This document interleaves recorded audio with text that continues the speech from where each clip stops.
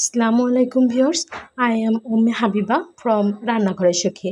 বরাবর মতো আজ আমি চলে এসেছি নতুন একটা রেসিপি নিয়ে। আমার আজকের রেসিপি ছানার জিলাপি, একদম হুবহু দোকানের মতো পারফেক্ট ছানার জিলাপি। আপনি যদি আমার চ্যানেলে নতুন হয়ে থাকেন অবশ্যই চ্যানেলটিকে সাবস্ক্রাইব করে দেবেন, পাশে থাকা নোটিফিকেশন বেলটি অন করে দেবেন। যখন আমি যেই ভিডিও আপলোড করব সবার আগে আপনার ফোনে আপডেট চলে যাবে। তো চলুন এবার শুরু করা যাক। এর জন্য আমি প্রথমে চুলায় একটা হাঁড়ি নিয়ে নিয়েছি, সেখানে 1 কাপ এবং আরও হাফ কাপ চিনি দিয়েছি, অর্থাৎ 1.5 কাপ মেজারমেন্ট কাপের।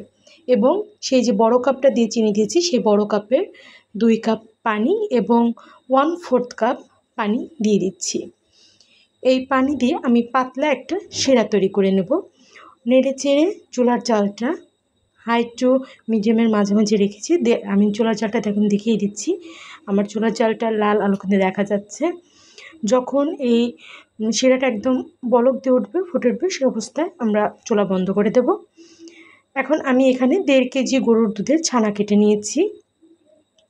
এই ছানাটা আমি একপাশে রেখে দেখুন ওপাশে আমি হাফ কাপ পরিমাণ ময়দা নিয়ে নিয়েছি 2 চিমটি পরিমাণ এলাচ গুঁড়ো, আর নিয়ে নিয়েছি ঠিক 3 চিমটি পরিমাণ বেকিং সোডা। এবার দিয়ে দিচ্ছি 2 চা চামচ পরিমাণ চিনি। এই উপকরণগুলোর সাথে আমরা এখন আরও যোগ করব ঘি। এখানে আমি আমার 1 চামচ মানে ছোটো চামচের করে 3 চামচ পরিমাণ ছোটো চা চামচ আর কি যেগুলো, সেইগুলোতে 3 চামচ পরিমাণ ঘি দিয়ে দিয়েছি। ঘি দিয়ে আমি সুন্দর করে এই শুকনো উপকরণগুলো আগে ভালোভাবে মিশিয়ে নেব।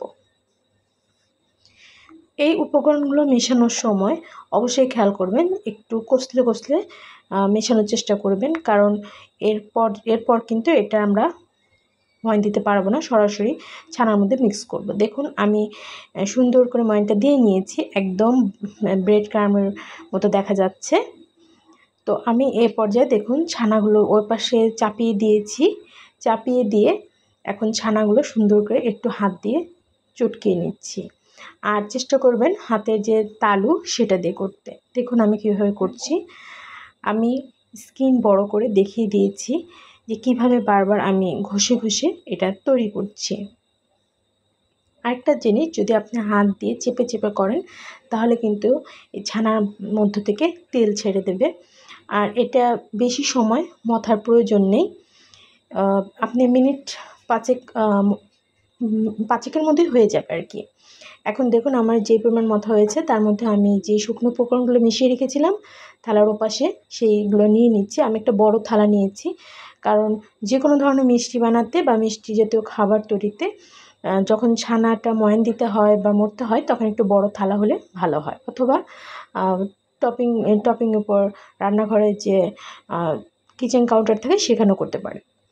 দেখুন আমি কিভাবে হাতের সাহায্যে মুথে নিচ্ছি। দেখুন এ পর্যায়ে কিন্তু ছানাটা অনেক শক্ত মনে হচ্ছে, বাট এটা শক্ত থাকবে না, কেননা দোকানে কিন্তু ওরা প্রচুর পরিমাণে পানি ব্যবহার করে, আমরা আর সয়াবিন তেল ব্যবহার করে। আমরা এখানে সয়াবিন তেলটা দিইনি, কারণ আমরা যেহেতু বাড়িতে বানাচ্ছি সেহেতু সবসময় চেষ্টা করবো হেলদি একটা খাবার হতে। আমরা এখানে ব্যবহার করেছি ঘি, আর এখানে অল্প করে পানি মিশিয়ে একটা সফট ডো তৈরি করে নেব। বেশি পানি দিবেন না, একেবারে পানি দিলে এই নরম হয়ে যেতে পারে। সে পর্যায়ে আপনি যদি আবারও ময়দা ব্যবহার করেন সে পর্যায়ে টেস্টটা ভালো থাকবে না, তাই একটু অল্প করে দিয়ে দেবেন। দেখুন আমি কিন্তু পানি মেশানো শেষ। এবার আমি সুন্দর করে হাতের তালু দিয়ে মুথে নিচ্ছি। দেখুন পুরোটা কিন্তু উঠে এসেছে এবং আমার হাতেও কিছু লেগে নেই, অনেক সুন্দরভাবে মথা হয়ে গেছে। এই মথাটা যদি পারফেক্ট হয় তাহলে ছানার যখন আপনি যে পাকাবেন তখন দেখবেন যে অনেক সুন্দর ইজিলি হয়ে যাচ্ছে এবং তেল ছাড়বে না বা ছাকড়া থাকবে না।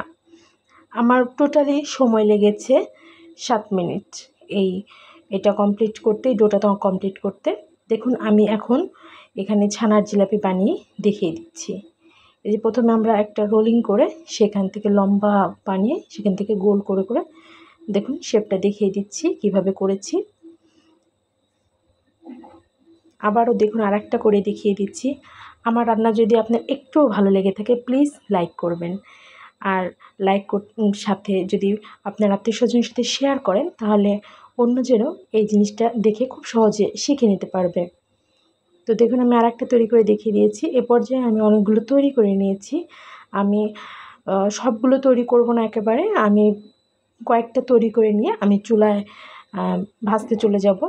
আর যেই সময় ভাজা হবে আমি বাকিটা ওই সময় তৈরি করে নেব। এই জন্য আমি দেখুন চুলায় একটা প্যান বসিয়ে দিয়েছি। সেই প্যানে তেল দিয়েছি পর্যাপ্ত পরিমাণ, একটু ঘামি ফেলে দেখিয়ে দিলাম, যেটা কিন্তু তেলটা খুব একটা গরম হয়নি, হালকা গরম আছে। তো সেই গরমের মধ্যে আমি দিয়ে দিচ্ছি। আরেকটা কথা, ছানার জিলাপি যেহেতু আমরা এখানে বেকিং সোডা ব্যবহার করেছি, তাই চুলার জালটা কিন্তু হাই টু মিডিয়ামের মাঝামাঝি রাখতে হবে, কখনোই লো ফ্লেমে করবেন না। যদি আমার টিপস ফলো করেন তাহলে আপনাকে হাই ফ্লেমেই করতে হবে।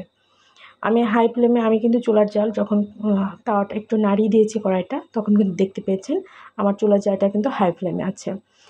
এই অবস্থায় এই ছানার জিলিপিগুলো কিন্তু অনেক নরম, যার জন্য কোনোভাবে চামিচ ব্যবহার করা যাবে না, বা কোনো ধরনের স্প্যাচুলা বলেন বা কোনো কিছুই ব্যবহার করা যাবে না। এই অবস্থায় একটু হাতলের সাহায্যে জাস্ট হালকা নাড়িয়ে দিলেই হবে। কিছুক্ষণ পর দেখবেন আপনি এই যে দেখুন জিলাপিগুলো কিন্তু ভেসে উঠছে।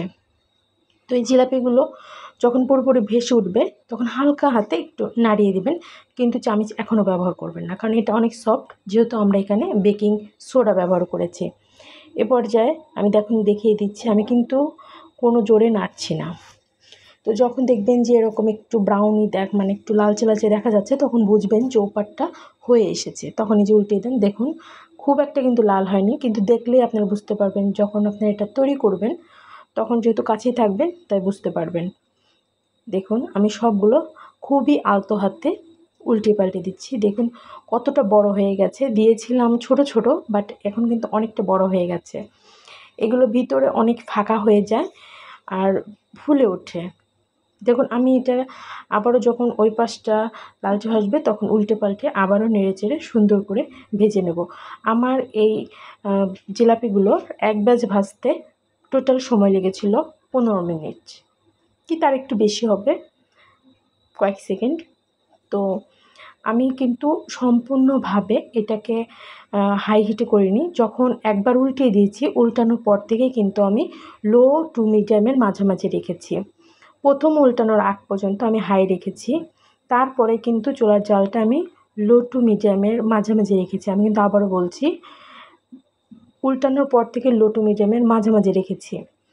এখন দেখুন আমার চুলার জাল কিন্তু আপনারা দেখতে পাচ্ছেন না, খুব লো টু মিডিয়ামের মাঝামাঝি থাকার কারণে, এবং আমার এই ছানা জিলাপিগুলো হয়ে গেছে। এখন আমি রসটা জাল দিয়ে রেখেছি সেই রসে দিয়ে দিচ্ছি। রসটা হালকা গরম আছে। তো এই প্রত্যেকটা জিলাপি আমি তুলে রসের মধ্যে দিয়ে দিচ্ছি। যদি আপনার জিলাপিটা পারফেক্ট হয় এবং রসটাও যদি পারফেক্ট থাকে, তাহলে দেখবেন যে অল্প সময়ের মধ্যে জাস্ট দেওয়া মাত্র দেখবেন ধীরে ধীরে ওরা ডুবতে শুরু করবে।